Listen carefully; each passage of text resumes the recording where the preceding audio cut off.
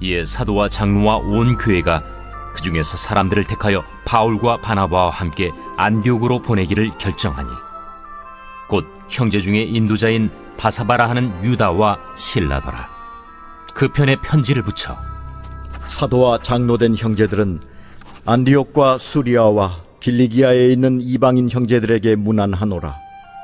들은즉 우리 가운데서 어떤 사람들이 우리의 지시도 없이 나가서 말로 너희를 괴롭게 하고 마음을 혼란하게 한다 하기로 사람을 택하여 우리 주 예수 그리스도의 이름을 위하여 생명을 아끼지 아니하는 자인 우리가 사랑하는 바나바와 바울과 함께 너희에게 보내기를 만장일치로 결정하였노라. 그리하여 유다와 실라를 보내니 그들도 이 일을 말로 전하리라. 성령과 우리는 이 요긴한 것들 외에는 아무 짐도 너희에게 지우지 아니하는 것이 옳은 줄 알았노니 우상의 제물과 피와 목매어 죽인 것과 음행을 멀리할지니라. 이에 스스로 삼가면 잘 되리라. 평안함을 원하노라. 그들이 작별하고 안디옥에 내려가 무리를 모은 후에 편지를 전하니 읽고 그 위로한 말을 기뻐하더라. 유다와 실라도 선지자라. 여러 말로 형제를 권면하여 굳게 하고 얼마 있다가 평안히 가라는 전송을 형제들에게 받고 자기를 보내던 사람들에게로 돌아가되 바울과 바나바는 안디옥에서 유하며 수다한 다른 사람들과 함께 주의 말씀을 가르치며 전파하니라. 며칠 후에 바울이 바나바더러 말하되 우리가 주의 말씀을 전한 각 성으로 다시 가서 형제들이 어떠한가 방문하자. 마가라 하는 요한도 데리고 가자. 바울은 밤빌리아에서 자기들을 떠나 함께 일하러 가지 아니한 자를 데리고 가는 것이 옳지 않다 하여 서로 심히 다투어 피차 갈라서니 바나바는 마가를 데리고 배 타고 구부르러 가고 바울은 실라를 택한 후에 형제들에게 주의 은혜에 부탁함을 받고 떠나 수리아와 길리기아로 다니며 교회들을 견고하게 하니라.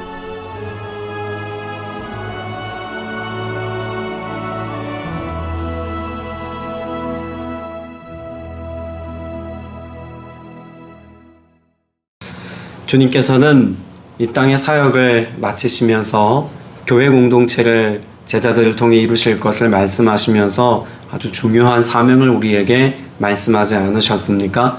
너희는 온 유대와 사마리아와 땅끝까지 이르러 내 증인이 되라 라고 하는 말씀을 말씀하시면서 복음의 내용을 어떻게 하라고 가르쳐 주셨습니까? 가르쳐 지키게 하라 라고 말씀하셨습니다. 자, 복음을 설명하고 교육하고 가르쳐서 복음의 내용을 이해하고 또 그것을 믿고 받아들일 수 있도록 그들의 삶에 복음을 전하는, 선포하는 삶을 살아가는 것의 중요함을 말씀하셨죠. 그런데 더불어 그와 같이 복음을 가르치는 것만큼이나 그들로 하여금 그 복음을 살아낼 수 있도록 복음에 합당한 삶의 열매를 맺을 수 있도록 지키게 하는 삶을 사는 것, 그 지키며 살아갈 수 있도록 돕고 섬기는 사역도 예수님께서 말씀하시고 교훈하셨다는 것을 잊지 말아야 합니다. 때문에 교회의 사명, 또 교회의 지체로 부름받은 성도의 사명은 복음을 설명하고 교육하고 가르치는 것만큼이나 또 그들의 삶이 그런 삶이 될 수 있도록 충분히 그들의 삶을 돌보아주고 또 잘 보살펴서 함께 견고히 세워지는 사역을 함께 감당해야 한다는 것입니다. 이와 같은 두 가지 교회의 중요한 기둥과도 같은 또 영적인 양날과 같은 이 사역의 내용을 잘 설명해 주고 있는 내용이 오늘 본문의 말씀의 내용이라고 볼 수 있습니다. 예루살렘 교회는 안디옥 교회로부터 파송받아온 바나바와 또 바울을 통하여서 이방인들에 대한 그 영적인 삶의 태도가 어떤 것이어야 하는지에 대한 대답을 듣고자 했습니다. 그리고 예루살렘 교회 공동체는 야고보 사도를 중심으로 해서 지금 교회 안에서 분쟁거리가 되고 또 논쟁의 이유가 되어지고 있는 이 문제를 해결하기 위해서 해답을 제시해 주죠. 이 과정 가운데서 우리는 아주 중요한 한 가지 사실을 알 수 있습니다. 자, 24절 말씀을 보면 그런데 우리 가운데 몇몇 사람이 여러분에게로 가서 우리가 시키지 않은 여러 말로 여러분을 혼란에 빠뜨리고 여러분의 마음을 어지럽게 하였다는 소식을 들었습니다. 자, 그러면 지금 몇몇 사람이라고 하는 이 사람이 예루살렘 교회 안에 속해 있는 사람이라는 것을 알 수 있죠. 그들이 안디옥 교회를 찾아갔을 때 그들의 찾아감과 그들의 방문은 도리어 어떤 결과를 낳았다는 것입니까? 혼란하게 빠뜨렸고 마음을 어지럽게 했다는 것입니다. 내가 누군가를 찾아가서 그들로 하여금 견고하게 세우고 온전한 그리스도인이 되게 하고 믿음의 반석에 세워서 하나님의 사랑과 은혜를 누리게 한 것이 아니라 도리어 찾아감이 사람들로 하여금 혼란에 빠뜨리고 어지럽게 하는 이유가 되었다는 점은 우리가 누군가와 교제할 때 또 누군가와 만나서 함께 그리스도의 사랑의 은혜 안에서 믿음의 마음을 함께 나누어 갈 때 이런 연약함의 모습도 있을 수 있다는 것을 우리로 하여금 생각하게 합니다. 이후 예루살렘 교회가 안디옥 교회를 돌보는 모습을 보면 편지를 전달하는 내용으로 기록하고 있지 않습니까? 여기 보면 30절에 그 편지를 전하여 주었다라고 말합니다. 근데 편지의 내용이 무엇입니까? 편지의 내용을 한마디로 요약하면 32절에 이렇게 기록하고 있죠. 유다와 실라도 예언자이므로 여러 말로 신도들을 무엇하고 격려하고 굳세게 하여 주었다라고 말합니다. 어떤 사람의 찾아가 방문함은 사람들로 하여금 혼란에 빠뜨리는 또 마음을 어지럽게 하는 이유가 되지만 또 누군가의 방문과 누군가의 찾아가 교제함은 그들로 하여금 격려하고 굳세게 하고 세워주는 모습이다라고 하는 것을 보여줍니다. 오늘 우리로 하여금 주님께서 만나게 하신 많은 사람들이 있습니다. 가장 가까이에는 우리의 가족이 있고 또 교우들이 있으며 이웃이 있습니다. 이들과의 만남 속에서 우리가 그 만남을 통해 이루고자 해야 하는 사명이라고 말할 수 있고 또 역할이라고 말할 수 있는 것은 무엇일까요? 32절의 말씀과 같이 서로가 서로를 격려하고 굳세게 하여 주는 사역임을 여러분들이 꼭 잊지 않게 되시기를 바랍니다. 그런데 이와 같이 누군가를 돌봄을 주고 누군가를 견고하게 세우기까지 우리의 능력과 우리의 가진 것이 부족하다라고 하는 고백을 가질 수밖에 없습니다. 때문에 이와 같은 돌봄의 주체는 내가 아닌 성령이 되어야 한다는 사실도 본문은 우리에게 말씀해 주고 있죠. 28절 말씀에 보면 편지의 내용을 기록하고 있으면서 이렇게 서술합니다. 성령과 우리는 꼭 필요한 다음 몇 가지 밖에는 더 이상 아무 무거운 짐도 여러분에게 지우지 않기로 하였습니다. 자, 그러면 지금 위로의 말을 전하는 전달자가 우리이기만 하지 않습니다. 누가 이와 같은 위로를 전하고 있다고 말하나요? 성령과 우리는입니다.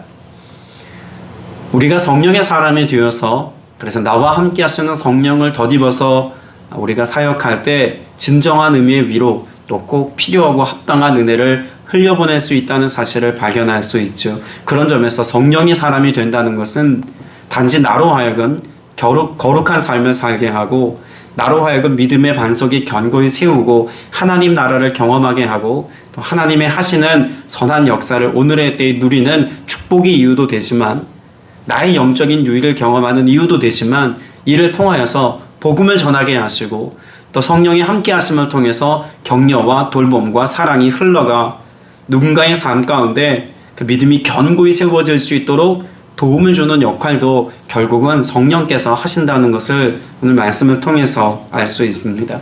그러자면 우리는 성령의 사람이 되어야 할 수밖에 없습니다. 우리가 구원 얻음도 또 우리가 사명자로 살아가는 것도 또 우리가 구원을 이루어 하나님의 거룩한 나라 백성으로서의 삶을 온전히 살아가는 것도 성령 없이는 될 수 없다는 것을 우리 말씀을 통해서 발견할 수 있는 것 아니겠습니까? 오늘 이 전에 모여서 예배하는 여러분 모두가 그리스도의 편지로 살아가는 은혜가 있기를 축복합니다. 오늘 본문에 보면 예루살렘 교회 공동체로부터 파송받은 사람을 기록하고 있지 않습니까? 22절 말씀에 보면 신도들 가운데서 지도자라고 불리워지는 사람이 있습니다. 바사바라고 하는 유다와 또 실라 이 두 사람을 함께 바나바와 바울과 보내죠. 이들이 가서 했던 일은 편지를 전달하는 것이었습니다. 그리고 편지를 그들로 하여금 읽게 하는 것이었다라고 말합니다. 여러분 편지를 읽는다는 것, 여러분 이들이 단지 편지의 내용을 읽었다가 아니라 이들의 방문하는 것 자체가 무엇이 됩니까? 위로가 되고 편지의 내용과도 같은 그런 사랑의 마음의 전달의 역할이 있다는 것을 말씀을 통해 알 수 있죠. 오늘 저와 여러분이 내게 주신 하나님의 말씀과 또 내게 허락하신 위로와 소망의 마음을 내 삶 가득히 담아서 누군가에게 이것을 선포한다는 것은 내가 그리스도의 편지가 되는 일입니다. 그러자면 여러분이 먼저 이 아침에 주님과 깊이 교제하셔야 되지 않겠습니까? 오늘 여러분이 먼저 하나님의 은혜와 사랑과 그 말씀 안에 충만해야 하지 않겠습니까? 성령께서 내게 허락하신 그 은혜를 갖지 아니하고 누리지 아니하면 우린 결코 오늘 이하로 사명자의 삶을 살 수 없고 부르심에 합당한 삶을 살 수 없습니다. 그러나 내가 성령께 붙들려 있을 때 오늘 나를 회복해 하시고 온전케 하시는 주님의 사랑의 역사는 나를 통하여 또 다른 누군가를 위로하고 또 다른 누군가를 견고하게 세우는 이유가 된다는 것입니다. 그리스도께서 우리의 삶의 반석이신 것처럼 우리도 누군가의 삶이 견고하게 세워지기까지 그와 같은 돌봄과 사랑이 흘러갈 수 있는 통로로서의 삶을 온전히 살아야 할 줄로 믿습니다. 오늘 본문에 기록되어져 있는 내용은 또 사도 바울과 바나바가 다시금 2차 선교 여행을 준비하고 있는 내용을 포함하고 있습니다. 36절 말씀을 같이 한번 읽어볼까요? 36절입니다. 며칠 뒤에 바울이 바나바에게 말하였다. 우리가 주님의 말씀을 전파한 여러 도시로 신도들을 다시 찾아가서 그들이 어떻게 지내고 있는지를 살펴봅시다. 자, 1차 선교 여행, 그러니까 15장 이전에 사도 바울과 바나바가 그 어려운 사역을 잘 감당하고 돌아온 첫 번째 전도 여행이 목적이 어디 있다고 말할 수 있을까요? 주님의 말씀을 전파하는 것이었습니다. 1차 목적이죠. 자, 그런데 두 번째 전도 여행을 떠나려고 합니다. 그럼 2차 전도 여행의 목적은 무엇이라는 겁니까? 그들이 어떻게 지내고 있는지를 살펴봅시다의 내용입니다. 그럼 여기 살펴보다라고 하는 내용은 그들을 감독합시다 혹은 그들을 점검합시다 이런 뜻이 아니죠. 어떤 뜻을 갖고 있습니까? 보살펴주고 옵시다라고 하는 의미가 있습니다. 이들에게는 철저히 돌봄이 필요합니다. 사실 바울과 바나바가 복음을 전하고 또 여러 이방 지역의 교회들이 세워지기는 했습니다만 지금 오늘날의 교회들처럼 그렇게 목회자가 먼저 있고 그리고 난 뒤에 성도들이 하나 둘씩 모이는 그런 형태의 교회가 아니었죠. 바울과 바나바가 복음을 선포한 그곳에 복음을 전하고 주로 가정이나 혹은 소그룹 모임을 통하여서 이렇게 공동체가 존재하도록 했지만 실상 그런 합당한 돌봄을 줄 만큼의 리더십들이 아직 세워지지 않은 상태입니다. 이방 지역에 세워진 교회들의 특징은 어떤 특징을 갖고 있다고 말할 수 있을까요? 예루살렘 교회가 사도 중심의 교회였다면 이방인 교회는 성도들 서로가 서로에게 돌봄을 주고 함께 세워가는 형태의 교회 모습이었다라고 말할 수 있을 것입니다. 예수님께서 애초에 교회 공동체를 말씀하시면서도 무엇보다도 제자들에게 당부하시고 가르치시고 마지막까지 말씀하신 것이 무엇입니까? 서로 사랑하라입니다. 때문에 이방인 교회는 예루살렘 교회도 물론 그렇습니다만 그 어떤 교회보다도 사랑이라고 하는 가치 안에서 서로가 서로를 가르치고 더불어 서로가 서로를 격려하여 세우지 않으면 존재할 수 없었던 형태의 교회였다는 것입니다. 때문에 오늘 사도 바울이 다시금 그들을 보살피기 위해서 선택했던 삶의 방식이 우리에게도 있어야 한다는 것입니다. 36절의 말씀을 요약하면 우리가 다시 찾아가서 살펴봅시다 라고 말할 수 있습니다. 이것이 오늘날 신방이라는 형태로 존재하지 않습니까? 누군가를 다시금 찾아가서 어떻게 지내는지 살펴보는 것. 여러분 이것이 우리의 사역 속에 복음을 전하는 것만큼이나 중요하고 필요하다는 것을 성경이 우리에게 가르쳐 주고 있습니다. 오늘날 우리가 살고 있는 시대는 개인주의적인 성향이 강조되어지고 또 자신의 삶을 노출하기를 꺼려합니다. 또 그리고 누군가를 우리의 삶 가운데 이렇게 맞아들이는 것이 참 불편하게 여겨지는 그런 시대 아닙니까? 구역 예배, 가정 예배 이 모든 것들이 이제는 가정이라고 하는 울타리 안에서 이루어지기보다는 외부에서 이루어지는 경우가 참 많습니다. 저는 안타까운 것이 단지 신방이라고 하는 영적인 역할만 잃어버린 것이 아니기에 더 안타깝게 여겨집니다. 신방의 기능이 약화되어지고 오늘 말씀에서 나눈 것처럼 우리가 다시 찾아가서 살펴봅시다의 삶이 약화되면서 성도 간에 서로가 서로를 사랑하는 사랑의 게이지도 많이 낮아진 것이 아닐까라는 생각이 들기에 안타깝게 여겨집니다. 여러분, 지금도 유대는 또 팔레스타인 지방에는 아주 중요한 문화가 신앙적인 모습과 연결되어서 존재합니다. 환대입니다. 누군가를 환대하는 것. 그래서 우리의 가정을 오픈하고 또 우리가 가지고 있는 소유를 기꺼이 오픈하여 창고를 열어 나누어 주고 그들을 극진히 대접하는 그런 형제됨의 문화, 환대의 문화가 아직까지도 존재하고 있습니다. 그런데 어찌된 일인지 교회 공동체 안에 그렇게 서로가 서로를 환대하는 문화가 약화되어지는 것은 물론이거니와 서로가 서로를 돌보는 것에 있어서의 영적인 가치를 사실 중요하게 여기지 않는 시대가 된 것은 아닐까 염려가 되기도 합니다. 사역자로서 또 목회자로서 한 교회를 다니면서 늘 마음 가운데 모델로 삼고 있는 그런 목회자들이 몇 있습니다. 제게도 그런 목회자 중에 한 사람이 17세기에 사역하였던 영국의 청교도인 리차드 백스터라고 하는 분이 늘 마음 가운데 자리하고 있습니다. 이분은 탁월한 설교자는 아니었습니다. 그렇다고 건강하지도 않았습니다. 그렇다고 오랫동안 사역한 것도 아니십니다. 이분의 사역을 정의 내릴 수 있는 단어는 딱 두 가지입니다. 사랑, 신방, 이 두 가지입니다.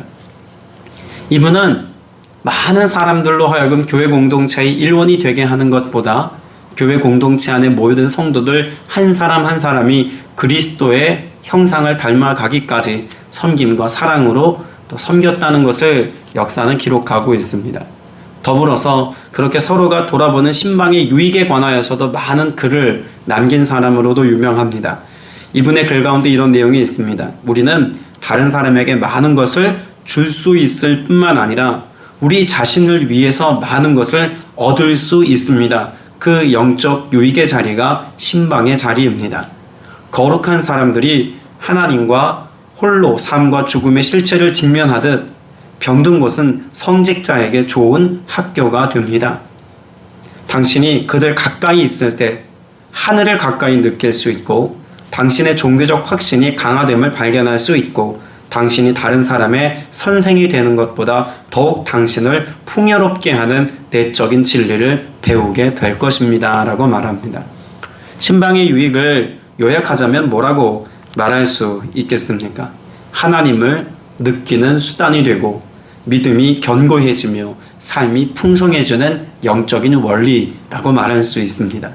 이런 영적인 유익을 누릴 수 있는 그 어떤 방편이 있다면 기꺼이 선택하려고 할 겁니다. 그런데 어쩌면 우리는 이와 같은 신방을 통해서 하나님을 가까이 경험하고 우리 믿음이 더욱 견고해지고 삶이 풍요로워지는 삶을 사는 것보다 지금 당장의 내 삶의 모습을 조금 오픈하여 환대하는 것이 더 부담스럽고 어렵게 여겨져서 기꺼이 이 영적인 유익까지 함께 마다하며 거절하고 있는 것은 아닌지 우리의 삶의 모습을 돌아볼 필요가 있다는 이야기입니다. 여러분, 우리가 그리스도 안에서 한 지체가 된 성도들의 삶 속에 누군가의 삶을 환대하고 환영하고 맞아들이는 일에 또 여러분의 시간과 열정과 삶이 또 활용될 수 있게 되시기를 축복합니다. 그리고 이 일을 통해서 리차드 백스터 목사님이 말했던 것처럼 우리의 삶 속에 하나님이 더 가까이 경험되어지고 여러분의 믿음이 견고해지고 삶이 풍성해지는 은혜가 있게 되시기를 주님의 이름으로 축복합니다. 그런데 이와 같은 영적인 유익을 이들이 도모하는 과정 가운데 어떤 일이 일어났습니까? 말씀해 보면 39절에 그래서 그들은 심하게 다툰 끝에 서로 갈라서고 말았다. 이런 중요한 사역을 앞에 두고 그렇게 사랑으로 사역을 할 것을 함께 도모하는 과정 가운데서 바울과 바나바가 일치를 보지 못했습니다. 그래서 말씀에서 심하게 다툰 끝에라고 말하지 않습니까? 그들의 논쟁과 또 옳고 그름을 따짐에 있어서의 서로를 향한 언쟁이 생각보다 좀 격앙되었다라고 하는 것을 알 수 있는 대목입니다. 그래서 이 바울과 바나바는 결과적으로 함께 2차 전도 여행을 떠나지 못하죠. 2차 전도 여행에 대한 여정은 바울과 실라가 중심이 됩니다. 그리고 바나바가 함께 사역했던 사역의 내용은 이후로 등장하지는 않습니다. 그러면 사도 바울의 선택이 옳았고 또 바나바의 선택이 틀렸다라고 말할 수 있겠습니까? 사실 성경이 그렇게 말하고 있지 않다는 것을 우리는 이미 잘 알고 있습니다. 사도 바울의 사역은 2차 전도 여행을 통해서 얼마나 많은 열매가 있었는지를 이후 사도행전 16장 이후에서 발견할 수 있습니다. 교회 중심의 사역을 감당했던 사도 바울의 사역이 성공적인 사역이었다라고 하는 결론을 내리기에 충분한 내용과 근거가 있다는 이야기죠. 자, 그러면 바나바가 그렇게 마가라고 하는 자신의 생질, 그러니까 자기 조카를 이렇게 함께 동역자로 세워가는 과정 가운데 한 사람에게 주목했던 그 사역은 실패한 것이냐? 그렇지 않습니다. 골로새서 4장 10절에 보면 나와 함께 갇힌 아리스다고와 바나바의 생질 마가와라고 하는 말씀이 있습니다. 그러니까 지금 사도 바울의 사역 가운데서 중요한 한 포지션을 담당하고 있는 사람 중에는 바나바의 생질 마가가 포함되어져 있다는 것을 통해서 이가 교회 안에 중요한 리더십으로 세워졌다는 것을 알 수 있습니다. 그러니까 우리가 눈에 보여지기에는 29절의 말씀에 그 다툼 끝에 갈라서고 만 것이 균열이고 또 분열이고 또 합당하지 않은 일처럼 보이지만 이 모든 일을 하나님께서는 이미 합당한 일로 만들고 계셨습니다. 사도 바울은 교회를 견고하게 세우는 사역을 감당하여서 여러 교회를 든든하게 세웠습니다. 그래서 41절 말씀에 보면 모든 교회를 튼튼하게 하였다라고 말하고 있지 않습니까? 더불어서 바나바는 이와 같이 세워진 교회 안에 꼭 필요한 리더십을 세우는 사역을 감당하고 있었다고 볼 수 있습니다. 마가가 세워짐을 통해서 사도 바울 노년의 사역까지 기뻐하시는, 하나님이 기뻐하시는 사역을 곁에서 함께 돌볼 수 있도록 동력자를 세웠고, 또 마가는 교회 지도자가 되어서 많은 교우들을 돌보는 사역을 감당했습니다. 여러분, 이것이 어떻게 보면 우리 교회 생활에 또 우리 사역에 중요한 양면을 잘 가르쳐주고 있는 대목이라고도 볼 수 있습니다. 바울이 옳고 바나바가 틀렸다. 바나바가 옳고 바울이 틀렸다. 옳고 그름을 따지는 것이 아니라 이 두 가지 사역이 오늘날 교회 공동체 안에 우리 신앙의 영역 속에서 함께 균형 잡힌 사역으로 잘 자리매김되어질 때 비로소 하나님께서 기뻐하시는 사역의 열매를 거둘 수 있다는 사실을 발견할 수 있는 것입니다. 얼만큼 큰 교회가 되느냐, 얼만큼 영향력 있는 사역을 감당하느냐, 이것도 중요한 문제가 될 것입니다. 그러나 그렇게 교회 공동체 안에 세워진 하나님의 사람들, 부름받은 지체들이 하나님의 말씀과 또 그리스도의 사랑 안에서 견고하게 세워지기까지 함께 돌아보고 함께 서로가 서로를 권면하기까지 또 그렇게 믿음을 굳세게 하는 사역 가운데 우리가 함께 쓰임받는 것도 중요한 사명임을 잊지 않아야겠죠. 결과적으로 어떤 사역이든 그 모든 사역의 내용 속에 무엇이 있어야 한다는 말이기도 할까요? 사랑이 기초되어야 한다는 것입니다.